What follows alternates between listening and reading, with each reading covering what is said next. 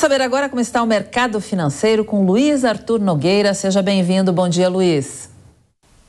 Bom dia, Cláudia Bartel. Bom dia a todos. Está no ar o Mercado Financeiro, sempre com as principais notícias da economia e do mundo das finanças. Muito obrigado a você pelo carinho da sua audiência. Hoje eu estou na Chapada dos Guimarães, no Mato Grosso, aqui 1 hora a menos em relação ao horário oficial de Brasília. Muito bem, hoje uma terça-feira com muita expectativa sobre o detalhamento das regras do retorno do Imposto Federal PIS/COFINS sobre gasolina e etanol. A gente deve ter esse detalhamento nas próximas horas. Também tivemos divulgações importantes nesta manhã pelo IBGE, começando pela questão do desemprego. O desemprego que recuou no mês de dezembro e acabou encerrando 2022 em 7,9%. Nós temos um gráfico para mostrar a evolução nos últimos 12 meses. Repare que há um ano nós tínhamos, no final de 2021, um emprego de 11,1%. Ele foi caindo, encerrou o ano de 2022 em 7,9%. Portanto, podemos afirmar, com base nos números, que houve uma boa melhora do mercado de trabalho no último ano do mandato de Jair Bolsonaro. Ao contrário do que muitos previam no mercado financeiro, que diziam que o Brasil teria um crescimento muito baixo em ano eleitoral, de no máximo 0,5%. A gente sempre disse aqui na Jovem Pan News que o Brasil tinha potencial para crescer pelo menos 2% por conta da reabertura total do setor de serviços pós-pandemia. E claro que essa reabertura ajudou na recuperação do mercado de trabalho. No próximo gráfico a gente vai ver em quantidades de pessoas desempregadas. Também dá para perceber uma boa melhora. Repare que no fim de 2021 havia 12 milhões de pessoas procurando emprego. Esse número caiu para 8,6 milhões de brasileiros desocupados. Claro que ainda tem margem para melhorar, mas é inegável que o ano passado foi muito positivo em termos de recuperação do mercado de trabalho. E por fim, no último gráfico, um outro dado importante, que é a recuperação da renda. Não só o emprego melhorou, mas o salário médio das pessoas. Repare que há um ano o salário médio do brasileiro era de R$ 2.594 e um ano depois, no fim de 2022, R$ 2.808, já descontando a inflação. Ou seja, um ganho real acima da inflação de 8,3%.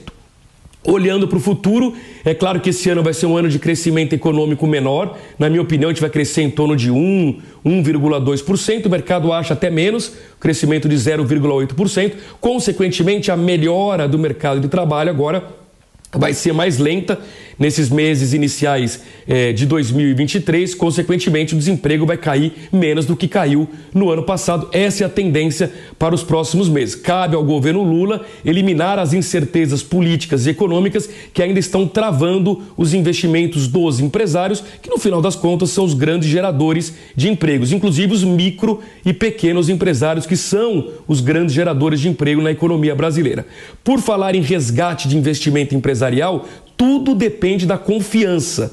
E hoje saíram mais 2 índices de confiança muito importantes pela Fundação Getúlio Vargas. Primeiro que a gente vai falar aqui é o índice de confiança do comércio, aquele empresário que é dono de alguma loja ligada ao varejo. Olha, repare aí no gráfico que a gente preparou, que foi a primeira alta, uma boa notícia, a primeira alta em 5 meses do índice de confiança de comércio, que só vinha caindo, pelo menos cresceu agora 3 pontos no mês de fevereiro, mas ainda assim é um patamar muito baixo. Ele subiu de 82,5 pontos em janeiro para 85,8 pontos em fevereiro, lembrando que a escala é de 0 a 200, portanto qualquer número abaixo de 100 é pessimismo. 85,8 pontos significa pessimismo, porque é abaixo de 100 pontos. Agora, reparem no gráfico também, nesse mesmo gráfico, que em setembro, na véspera da eleição, em outubro, a confiança foi para o azul, foi para o positivo, chegou a 101,8 pontos. E de lá para cá, caiu bastante, é uma queda acumulada de quase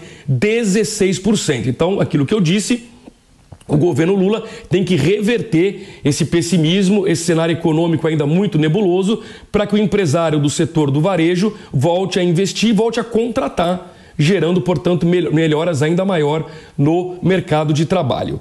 E temos também um segundo índice de confiança do setor de serviços. Esse setor é muito importante porque ele representa mais ou menos 70% de toda a economia brasileira, se baseia no segmento de serviços. E aqui a notícia é ruim, foi a quinta queda mensal consecutiva, tá? Então, repare no gráfico que em setembro, na véspera da eleição de outubro, o índice também estava no positivo, acima de 100 pontos, era 101,7 pontos. De lá para cá veio caindo bastante, agora em fevereiro, 89,1 pontos. É o menor nível desde maio de 2021. Então, de novo, é o mesmo raciocínio que eu falei para o setor de comércio, vale para o setor de serviços. É preciso resgatar a confiança do empresário para ele contratar e investir. Ontem, aqui no mercado financeiro, nós também mostramos índice de confiança ruim do empresário do setor industrial. E ressaltamos também que o índice de confiança do consumidor também está caindo. Ou seja, a confiança geral na economia, tanto no hoje quanto no amanhã, no futuro, essa confiança está muito baixa. E o governo Lula tem que reverter esse cenário se ele quiser colher um crescimento econômico maior ao longo de 2023. Então são dados importantes que ajudam a explicar por que a economia está desacelerando e por que esse ano o Brasil vai crescer apenas 1/3 do que cresceu no ano passado. O ano passado cresceu em torno de 3% o PIB.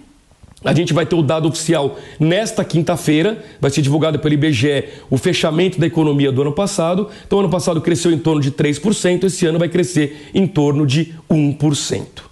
Vamos agora conferir então o mercado financeiro, começando pelo gráfico do índice Bovespa. O índice Bovespa que hoje opera nessa expectativa que eu mencionei aqui na abertura do programa, do detalhamento da reoneração dos impostos sobre gasolina e etanol.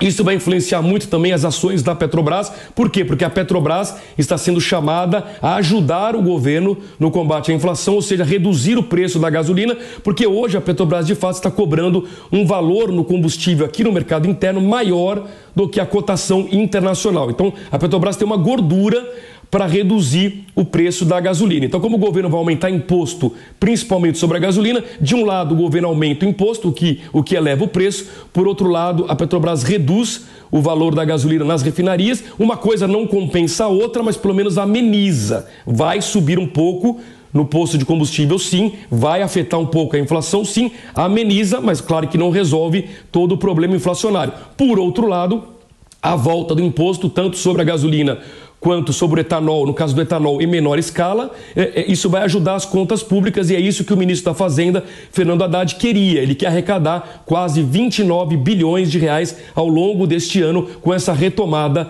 dos impostos federais PIS/COFINS sobre a gasolina e sobre o etanol. Então, uma queda de braço entre a ala econômica, que quer essa receita, quer melhorar as contas públicas, e a ala política, que está muito preocupada com a inflação, porque você sabe, quando a inflação sobe, a popularidade do presidente cai. É normal em qualquer governo.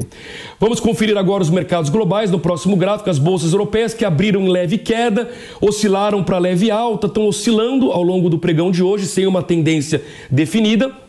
Lá no mercado europeu, ainda muita preocupação. Por um lado, inflação que está alta.